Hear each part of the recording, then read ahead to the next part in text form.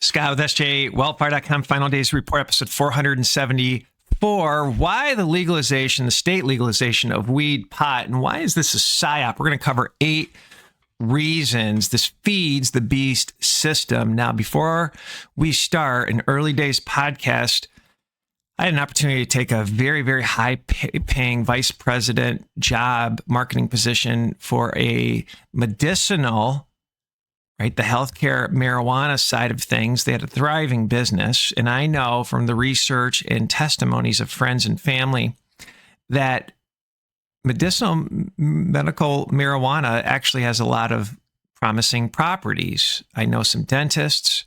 They told me stories of people with neurological issues like Parkinson's, where they no longer would shake and they could actually do dentistry work on them without having to sedate them. Multiple stories there. People using it to treat cancer that helped them get through their cancer treatments of the traditional methods to treat cancer. And then there's Rick Simpson. If you research Rick Simpson and how he would treat people with cancer, I actually bought a couple of his books because some of my friends and family had cancer and I wanted to find alternative solutions. So check out Rick Simpson. He calls it hemp oil for cancer treatment. And we know there was a war on hemp because hemp can be used for oil, can be used as plastics, can be used as paper. Hemp is unbelievable. We've done a couple vcasts on why the war on hemp. There are 30,000 products that hemp can actually make, and the elite went after hemp. And then they cornered the market on those said products. But this, we're going to cover, how does the phony state-federal conflict feed the beast system? This is, in my humble opinion, nefarious, and I think it's a psyop. But let's get into it. The first one I want to cover is Nano Tech in smoke. Yes, the technology is there. So is this a big pharma corporate capture disguised as freedom, big agriculture? But let's read. Engineered nanotechnology can be introduced into aerosolized smoke for targeted therapeutic purposes. Is this brain-computer interface? Is this optogenetics, mind controlism? Often referred to as nano in microstrategies, a thin solid film of a drug is coated into a substrate and rapidly heated to create smoke as a vapor or an aerosol. This method condenses the drug into nanoparticles that can rapidly reach deep into the lungs. Studies have shown that nanoparticles can be inhaled through aerosolized delivery to treat lung diseases like COPD or to administer vaccines. It can administer vaccines such as mRNA-loaded lipid nanoparticles. The technology is there.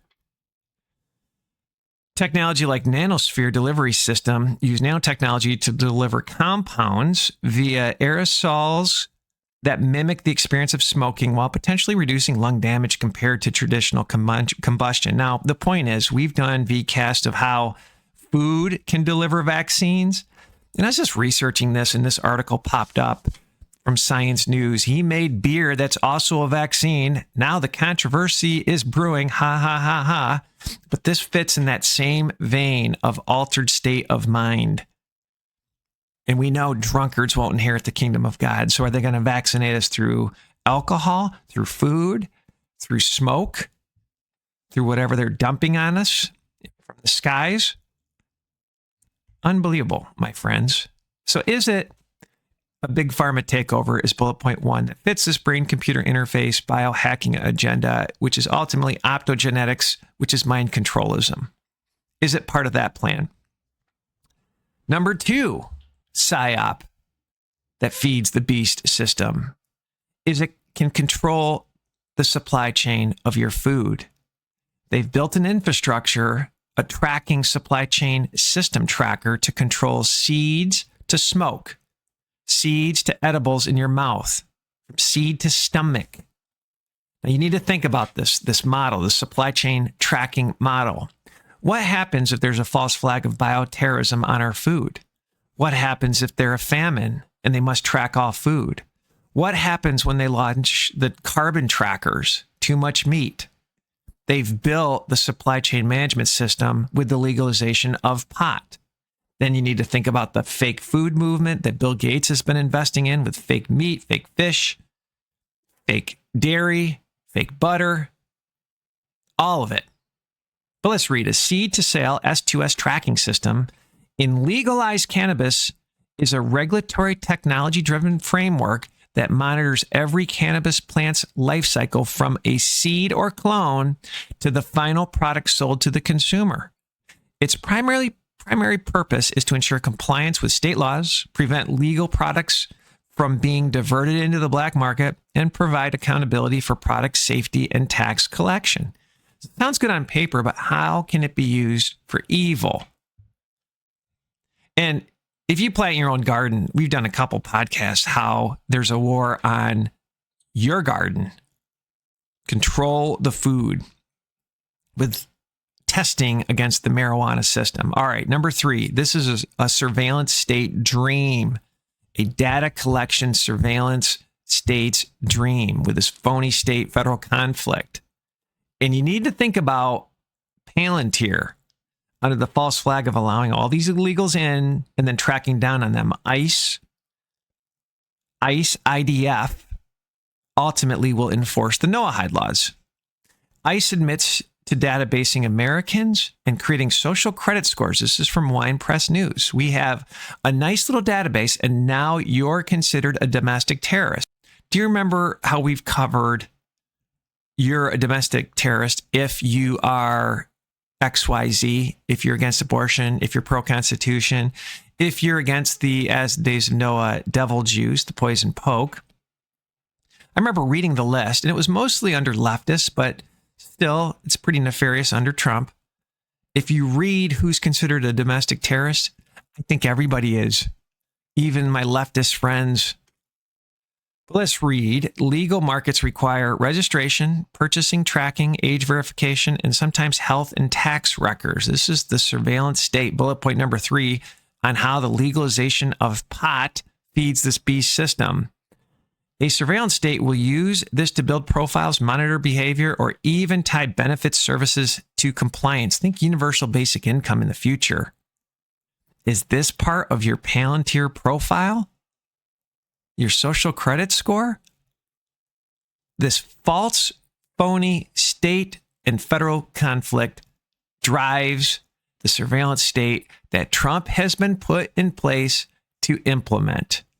My opinion, Trump was put into the White House to persuade conservatives to go along with a control grid. And what you need to understand is if you look at all the factions operating in Washington, there is nobody on our side. They are all trying to implement the control grid. And the question is, who's going to control it and who's going to make money on it? So is Trump our friend? Absolutely not. And if you look at the extraordinary effort that the administration has made to build the control grid, the local hardware and software infrastructure, billions of dollars. So let me step and talk about the local infrastructure. Please and then do. come back to this side, Andy. Let me explain what AI is really good at. So there's a lot of crazy, magical, stupid thinking on AI. But one of the things I will say about AI, it's absolutely superb at implementing or tracking things that can be expressed mathematically. So its ability to collect and process huge amounts of data like surveillance data, where you're trying to implement spatial control or financial control, it's absolutely fantastic at. Okay. And if you look at all the data centers we're building all over the country, they are there for control. That's what they do. They're not there to make businesses. I always laugh when the guys say, oh, we poured all this money into AI and it's not making companies more productive. Well, of course, it's not meant to make companies more productive. It's meant to make sure that the leadership has complete control, spatial control and financial control. I just noted Congressman Massey is now fighting to kill the switch in your car, kill the car switch. So they've got new items in the car that your car can be turned off, remotely. And so he's trying to kill the kill switch. But that gets back to spatial control. And if everybody's an electric car and you could kill the switch, there you go. You've got total control of movements and money. Wow. Yeah. It's unbelievable. Number 4, it is totally a gun control trap. I went with a friend when he went and purchased guns, and I was just reading the application with him. And sure enough, they asked within the questionnaire if he was a pot smoker. So when buying a gun from a federal firearms licensed dealer, you must fill out the ATF form 4473, question 2.F, formerly 11E, specifically asks, are you a unlawful user of or addicted to marijuana or any depressant, stimulant, narcotic drug, or any other controlled substance? The warning is as follows. The form uses a warning that even if marijuana is legal for medical or recreational use in your state, it is still illegal under federal law, and you must answer yes if you're a user. If you answer yes, the dealer cannot proceed with the sale. Now here's the consequences of lying. If you answer no while actually being a user, you are committing a felony, perjury under federal law, which is punishable up to 10 years in prison and fines. You got to be kidding me. This is a gun grab strategy. If you have a state-issued medical marijuana card, the ATF considers this reasonable cause to believe you are an unlawful user, which makes you a prohibited person to own guns. It's a gun grab playbook. Flat out. Number 5, and I think this has to do with the potent strains of marijuana, where it's like 10% THC. And I remember it used to be, 2-3% back in the day.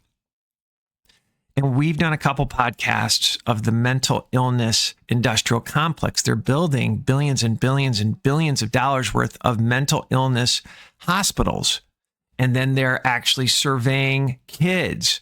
Just so happened that this industry is exploding as the days of Noah devil juice. We've talked about how the cell phone can mess with your brain waves. How did the Nano Tech in the as days of Noah devil juice go across the blood-brain barrier and being manipulated by all the frequencies, all the EMF, 5G, 6G, 6G especially, my friends? But this is from Psychology Today. America's favorite weed comes with big health risks. Psychosis is what this article mentions, but other articles mention schizophrenia. It's just a mental illness industrial complex. So people can go psychotic, get schizophrenic. I know somebody that claims he had brain fog after smoking. What is this GMO pot doing? Bullet point number 1. What is this doing to you? I'll never forget years ago, before I was saved in 2008, a restaurant owner who was laundering dope money told me about a pot strain called Purple Haze that 1 or 2 hits knocks you out. You can't sit up. I'm like, how is that fun? How is that enjoyable? Just being in a coma? And if you're a Christian smoking dope recreationally, I've heard the excuse, hey, it's God's creation. It's natural. This can't be bad for you, but it's putting you in an alternate state of mind. And I think it links to scripture about drunkenness that we've covered often. Drunkards will not inherit the kingdom of God. I wouldn't mess with it, my friends. Now, number 6, this is a little weak, but there's a war on cash. This fits the war on cash because I think the next pandemic, they're going to wipe out cash, saying it's dirty. Remember fentanyl on cash? But it's just interesting with the state federal psyop. You cannot use a credit card at most dispensaries because it's illegal at the federal level. And so if the federal government wants to forfeit and take the cash from illegal activities from a federal standpoint, they can do it. They can vilify cash within this process. They can bankrupt competitors, consolidate power, and only favor compliant big players. Now, the one thing, and I think this is in a certain state, so I don't know if this is universal, but I've been told by people that know this industry that many of the dispensaries are really organized crime players or at a minimum, players that have their feet in the distribution business of alcohol. And if you know anything about when alcohol became legal, organized crime took over the supply chain. And the alcohol industry is very interesting in terms of the supply chain. There's so many distributors, and these distributors get the said brand. They can mark it up to whatever they want. It's not an efficient supply chain. It's consolidation of control. But my question is, when will the snake eat the tail? If the federal government is completely bankrupt, which it is, will they go after these players, even though they're part of the club, and steal their money? Because the love of money is the root of all evil. So there's a forfeiture, there's a theft of money, there's a vilification of cash playbook here. Number 7, bread and circus, social sedation for easy control. So these potent strains I talked about. What are the possibilities with this GMO brain-hacked Nano Tech strains? That's a possibility, an old dream about that I've covered years ago. What does this mean to control the masses? Keep them distracted, keep them entertained with bread and circuses. So they're not involved biblically with the Lord. They're not involved in their local government. They're not involved with just pushing what is right. They're disengaged. They're not pushing back on ID 2020 that will ultimately extract wealth. Everything will be tracked. They're not going to push back on social tracker obedience models that are coming. All of this is historical with the opium wars, just sedating the people of China. And as the AI and robots take all the jobs, Noah Harari said, give the people drugs and video games. We don't know what to do with all these people. It just seems like a playbook, my friends. What his biggest concern is going to be in the future, watch what he says here. And it's always the guys with the accents. You ever notice that? It's always the guy with the funny accent. The big political and economic question of the 21st century will be, what do we need humans for? Or at least, what do we need so many humans for? Do you have an answer in the book?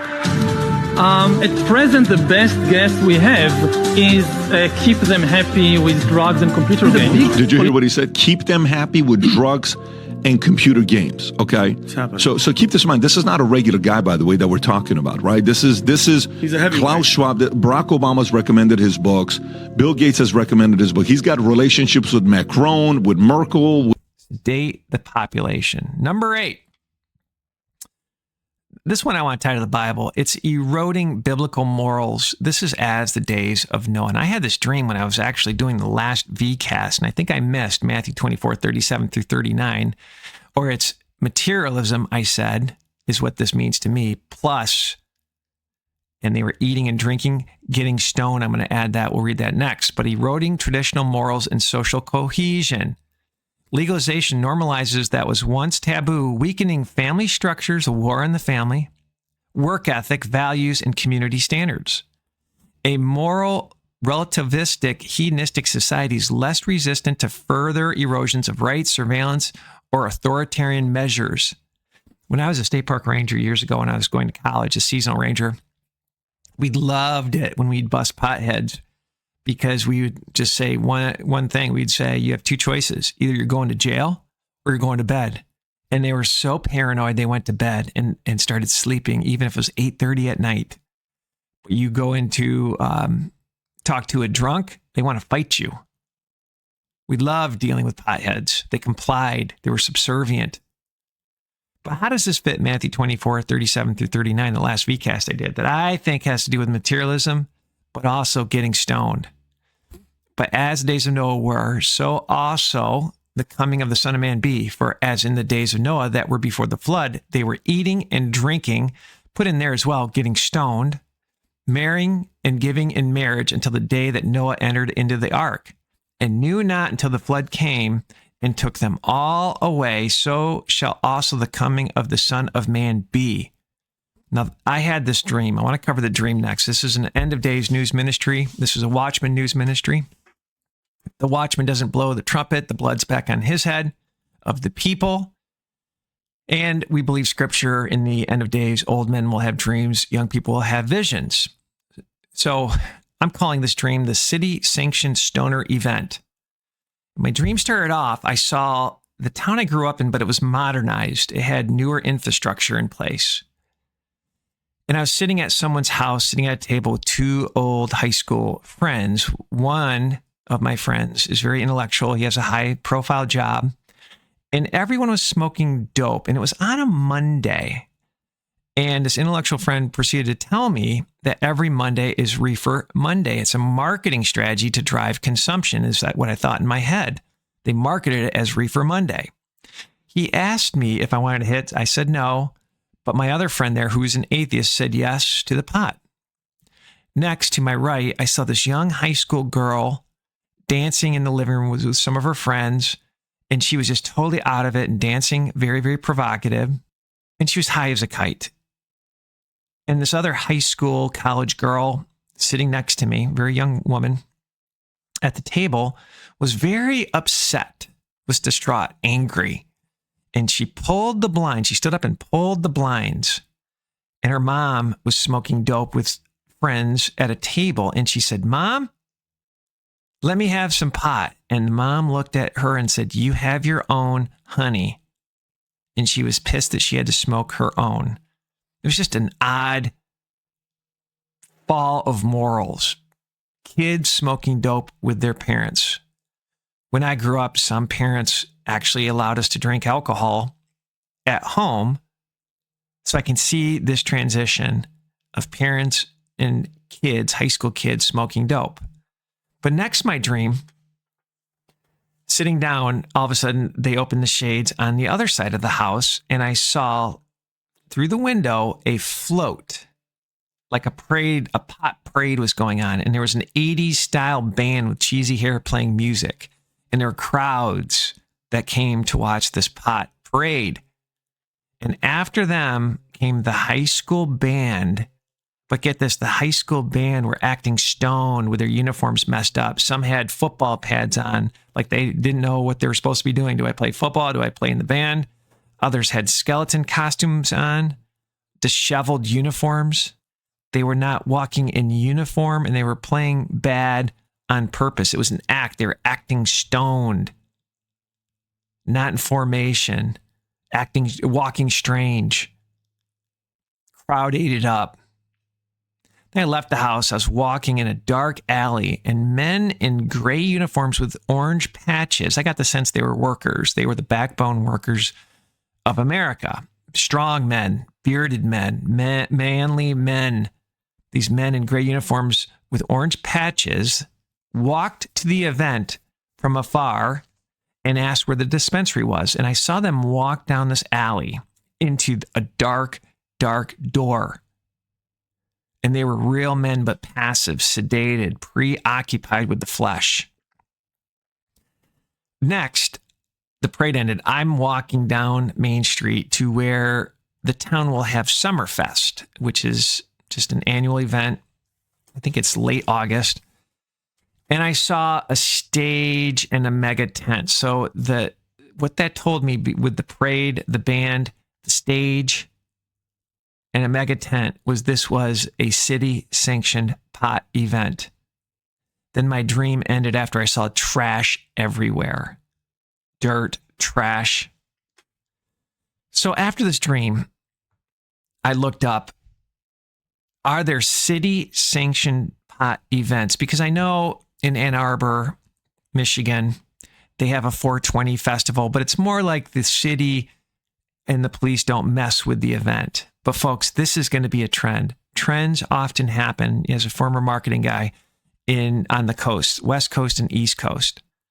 So several cities and smaller towns have begun sponsoring or hosting cannabis festivals and events, often to generate tax revenue and boost local tourism, while many earlier large-scale cannabis events were ad hoc. More recent developments show municipal governments actively permitting and regulating these festivals on public property, but it gets more worse. They're engaging in them. There's been at least one example. After I had this dream, I was like, are cities going to actively promote this? It's happened in California. In March 2025, the city of Vista became the first in the San Diego County to host a publicly licensed cannabis festival on public property at the Moonlight Amphitheater, with city officials actively promoting the event to generate tax revenues. Folks, I guarantee you this is going to be a trend. All right, 8 reasons with the state federal legalization of pot psyop. What did I miss? And make sure you subscribe. I'm working on a podcast about Elon Musk potentially being the false prophet part. I think it's going to be number 5. Been doing a mega series. He thinks you can cheat death with engineers. We talked about that before, but he's come out and said it. A brain-computer interface hack. Now, give yourself to Christ if you're not saved, my friends. If this is a blessing, do me a favor, forward it old school, send letters, post-it notes, word of mouth. And thanks for your support. God bless.